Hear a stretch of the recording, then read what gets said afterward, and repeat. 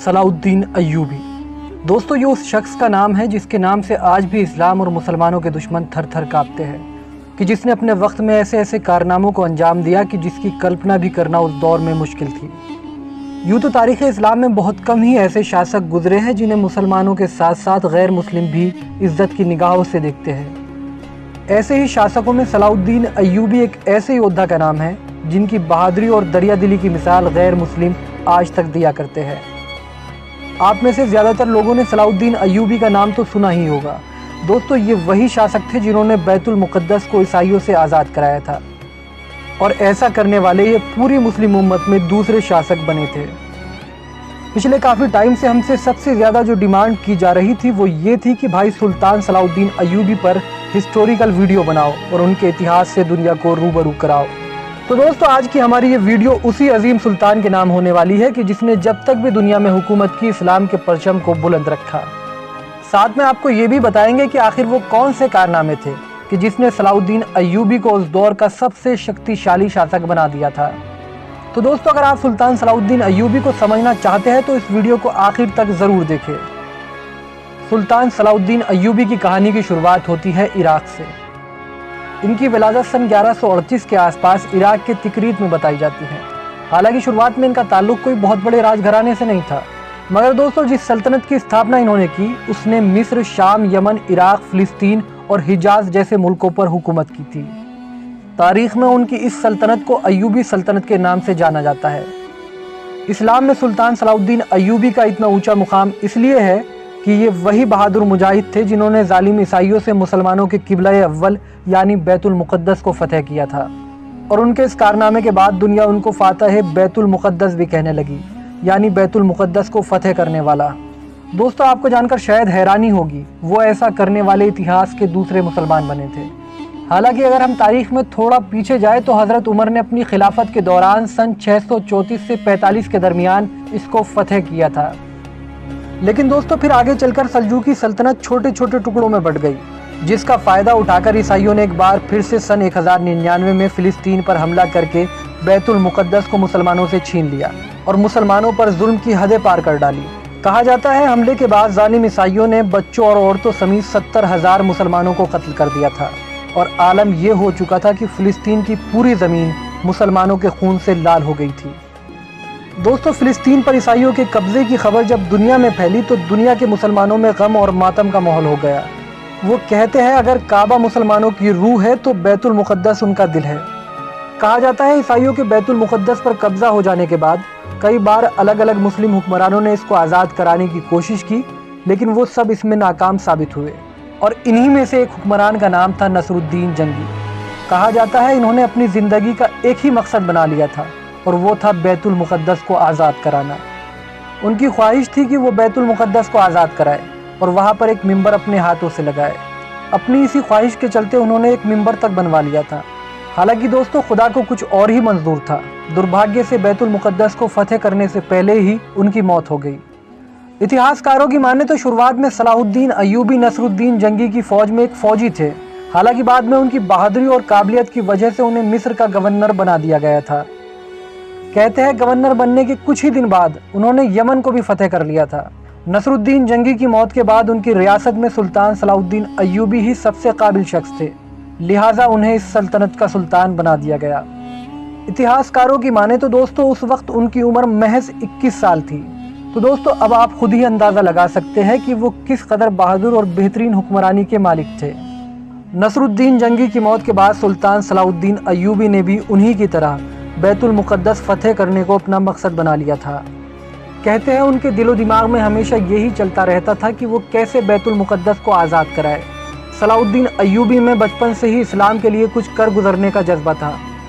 कहते हैं जब सलाउद्दीन अय्यूबी मिस्र के तख्त पर बैठे तो उस वक्त मिस्र के हालात बहुत ज़्यादा ख़राब हो चुके थे। वहाँ ज़िनाकारी, शराब पीना बहुत ज़्यादा आम बात थी, और गद्दारों का आलम तो ये था कि हुकूमत में कौन गद्दार है और कौन मुसलमान, ये पहचानना बड़ा ही मुश्किल काम था। लिहाजा सुल्तान सलाउद्दीन अय्यूबी की राह इतनी आसान नहीं होने वाली थी, और उनके सामने चुनौतियों का पहाड़ था। जहाँ एक तरफ उनका मकसद बैतुल मुक़द्दस को आज़ाद कराना था, तो वही दूसरी तरफ अपनी सल्तनत को इन सभी हराम कामों से छुटकारा दिलाना भी था। اتہاس کاروں کی مانیں تو اس دور کی عیسائی حکومتیں لڑکیوں اور شراب کا استعمال اپنے اہم ہتھیار کے طور پر کرتی تھیں، یعنی کہ جب انہیں لگتا تھا کہ وہ اپنے دشمن کا مقابلہ میدان جنگ میں نہیں کر سکتے تو وہ اسے شراب نوشی اور زنا کاری میں مبتلا کر کے برباد کر دیا کرتے تھے۔ دوستو، جب صلاح الدین ایوبی نے بیت المقدس کو فتح کرنے کا ارادہ کیا تو یہ خبر کسی غدار نے عیسائیوں تک پہنچا دی۔ لہٰذا جب فلسطین کے عیسائی حکمرانوں کو اس بات کا پتہ چلا کہ صلاح الدین ایوبی نام کا ایک بہادر یودھا پھر سے بیت المقدس اور فلسطین کو آزاد کرانے کی تیاری کر رہا ہے تو انہوں نے پھر سے اپنی وہی چال چلی جو وہ اکثر زیادہ تر مسلم حکمرانوں پر چلتے آ رہے تھے۔ اس وقت مصر کی حکومت میں غدار کمانڈر ہوا کرتا تھا جس کا نام تھا نازی۔ یہ ظاہری طور پر تو مسلمان تھا پر اندرونی طور پر یہ عیسائیوں کا ایک جاسوس تھا۔ بیت المقدس کے عیسائیوں نے اس ایجنٹ کے ذریعے کئی بار یہ کوشش کی کہ صلاح الدین ایوبی کو شراب پلائی جائے، لہٰذا کئی بار نازی نے کوشش کی کہ وہ صلاح الدین ایوبی کو شراب پلانے میں کامیاب ہو جائے، لیکن جب وہ سلطان صلاح الدین ایوبی کو شراب پلانے میں کامیاب نہ ہو سکا تو اس نے اب دوسری چال چلی، اور وہ دوسری چال تھی لڑکی والی چال۔ اس نے سب سے پہلے ایک بہت ہی خوبصورت لڑکی کو اس کام کے لیے راضی کیا، اور اس لڑکی کو راضی کرنے کے بعد وہ جاسوس نازی سلطان صلاح الدین کے پاس گیا اور کہنے لگا کہ سلطان ایک لڑکی بہت پریشانی میں ہے اور وہ بہت دور سے چل کر آپ کے پاس مدد کو آئی ہے۔ کیونکہ سلطان صلاح الدین ایوبی ایک بہت رحم دل انسان تھے تو انہوں نے فوراً اس لڑکی کو ملنے کا وقت دے دیا۔ لیکن دوستو، دوسری طرف اصل میں نازی کے ارادے کچھ اور ہی تھے۔ وہ سلطان سے کہنے لگا کہ سلطان وہ لڑکی آپ سے اکیلے میں ملنا چاہتی ہے۔ اتنا سننے کے بعد سلطان صلاح الدین ایوبی اس جاسوس نازی کی چال کو سمجھ گئے، لیکن پھر بھی انہوں نے نازی سے کہا کہ میں اپنے خیمے میں جا رہا ہوں، اسے وہاں اندر بھیج دو۔ سلطان صلاح الدین ایوبی کی اجازت ملنے کے بعد اس غدار کمانڈر نے اس لڑکی کو یہ مشورہ دیا کہ تمہیں جا کر سلطان صلاح الدین ایوبی کے ساتھ غلط حرکتیں کرنا ہے، اور اگر ایسا کرنے میں تم کامیاب رہی تو جو تم مانگو گی وہ تمہیں دیا جائے گا۔ لہٰذا اسی ارادے کے ساتھ وہ لڑکی سلطان صلاح الدین کے خیمے کی طرف روانہ ہوئی، لیکن جیسے ہی وہ خیمے میں پہنچی تو فوراً صلاح الدین ایوبی نے اپنے کندھے کی چادر اتار کر اس لڑکی کو دے دی اور اس سے کہا کہ اس چادر سے اپنے بدن کو ڈھک لو۔ اس کے بعد انہوں نے اس لڑکی سے پوچھا کہ اے لڑکی، تمہارے ماں باپ کون ہیں؟ یہ سن کر وہ لڑکی چپ رہی کیونکہ وہ خود نہیں جانتی تھی کہ اس کے ماں باپ کون ہیں۔ کہا جاتا ہے اس وقت عیسائی حکومت کے لوگ یتیم بچوں کو قیدی بنا لیا کرتے تھے اور پھر ان میں سے خوبصورت لڑکیوں کی پرورش اسی کام کے لیے کیا کرتے تھے۔ صلاح الدین ایوبی کے اس سوال کو سننے کے بعد وہ لڑکی سسک سسک کر رونے لگی اور انہیں عیسائیوں اور جاسوس کمانڈر نازی کے بارے میں سب کچھ بتا دیا کہ اصل میں اسے بھیجا کیوں گیا تھا۔ اس لڑکی کی بات سننے کے بعد سلطان صلاح الدین ایوبی نے اس لڑکی سے کہا کہ جا کر ان لوگوں سے کہہ دو کہ جس مقصد کے لیے انہوں نے تمہیں بھیجا تھا تم اس میں کامیاب ہو گئی۔ لہٰذا لڑکی نے جا کر ان عیسائیوں اور جاسوس کمانڈر نازی سے ایسا ہی کہہ دیا۔ یہ سننے کے بعد ان عیسائیوں اور جاسوسوں میں جشن کا ماحول ہو گیا۔ اگلی صبح ہوتے ہی نازی کمانڈر نے یہ شور مچانا شروع کر دیا، دیکھو ہمارا سلطان ایک شرابی ہے، ہمارا سلطان تو ایک زناکار ہے۔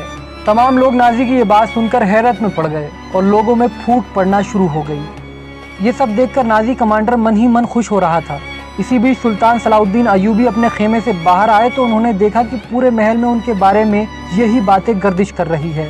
یہ سب دیکھنے کے بعد سلطان نے لوگوں سے کہا کہ تم لوگ مجھ پر اتنی بڑی تہمتیں لگا رہے ہو، کم سے کم ایک بار اس لڑکی سے تو پوچھ لو جس کے بارے میں نازی کمانڈر دعویٰ کر رہا ہے۔ لہٰذا اس لڑکی کو بلوایا گیا۔ اس لڑکی نے تمام لوگوں کے سامنے یہ جواب دیا کہ قسم ہے اس خدا کی جس کی میں عبادت کرتی ہوں، میں نے سلطان صلاح الدین ایوبی جیسا شریف اور نیک انسان آج تک نہیں دیکھا۔ انہوں نے میرے ساتھ غلط کام کرنا تو دور بلکہ میری طرف غلط نگاہ تک سے نہیں دیکھا۔ لہٰذا اس کے بعد اس جاسوس نازی کمانڈر کی سچائی سب کے سامنے آ گئی۔ اس گھٹنا کے بعد عیسائیوں کو سمجھ آ گیا تھا کہ سلطان صلاح الدین ایوبی ایسے ویسے شخص کا نام نہیں ہے، بلکہ اس شخص کا نام ہے جو ایمان کا اتنا پکا ہے جس سے وہ نہیں ٹکرا سکتے۔ لہٰذا دوستو، کچھ عرصے کے بعد سلطان صلاح الدین ایوبی بیت المقدس کی طرف مصر سے نکل پڑے۔ کہا جاتا ہے کہ سلطان صلاح الدین ایوبی اور ان کی فوج میں جہاد کا جذبہ کوٹ کوٹ کر بھرا تھا اور ان کا ایک ہی مقصد تھا اور وہ تھا بیت المقدس کو فتح کرنا۔ اس کے بعد ہتین کے میدان میں مسلمانوں اور عیسائیوں کے بیچ بھیشن جنگ ہوئی، جس میں مسلمانوں کی فوج نے عیسائیوں کی فوجوں کو بہت بری طرح ہرایا۔ ہزاروں ظالم فوجیوں کو قتل کر دیا گیا اور ہزار عیسائی سپاہیوں کو قید کر لیا گیا، اور آخرکار دیکھتے ہی دیکھتے سلطان صلاح الدین ایوبی نے وہ کام کر دیا تھا جسے اس دور میں ناممکن مانا جاتا تھا۔ دوستو، سلطان صلاح الدین ایوبی نے بیت المقدس کو فتح کر لیا تھا۔ اس کے بعد سلطان صلاح الدین ایوبی اپنی پوری عظیم فوج کے ساتھ بیت المقدس میں داخل ہوئے اور اس منبر کو اپنے ہاتھوں سے بیت المقدس میں لگایا جسے نور الدین جنگی نے بڑی تمنا سے بنایا تھا۔ دوستو جب سلطان صلاح الدین ایوبی نے بیت المقدس کو فتح کر لیا تو وہاں پر رہنے والے عیسائیوں کو بھی یہی امید تھی کہ شاید اب سلطان صلاح الدین ایوبی ان کو بھی قتل کر دیں گے، کیونکہ جب عیسائیوں نے بیت المقدس کو مسلمانوں سے چھینا تھا تو انہوں نے ہزاروں بے گناہ مسلمانوں کو قتل کر دیا تھا۔ لیکن دوستو سلطان صلاح الدین ایوبی نے ایسا نہیں کیا، بلکہ انہوں نے تو عیسائیوں کو وہاں پر رہنے کی اجازت دے دی۔ دوستو کہا جاتا ہے سلطان صلاح الدین ایوبی کی رحم دلی اور دریا دلی سے عیسائی اتنا متاثر ہوئے کہ بڑی سنکھیا میں مسلمان ہو گئے۔ اتہاس کاروں کی مانے تو سلطان صلاح الدین ایوبی نے جب تک بھی حکومت کی، ان کی حکومت دنیا کی سب سے طاقتور حکومت رہی، اور انہوں نے دنیا کے ہر دھرم ہر فرقے کے لوگوں کے ساتھ عدل اور انصاف کیا۔ تو دوستو یہ تھا فاتح بیت المقدس سلطان صلاح الدین ایوبی کا اتہاس۔ اگر آپ سلطان صلاح الدین ایوبی کو ایک بہترین شاسک مانتے ہیں تو اس ویڈیو کو لائک کریں اور چینل کو ضرور سبسکرائب کریں۔ اس کے علاوہ دوستو اگر آپ بھی کسی سلطنت یا شاسک کے بارے میں جاننا چاہتے ہیں تو اس شاسک یا سلطنت کا نام کمنٹ سیکشن میں لکھیں، ہم اس پر ضرور ویڈیو بنائیں گے۔ شکریہ، جے ہند۔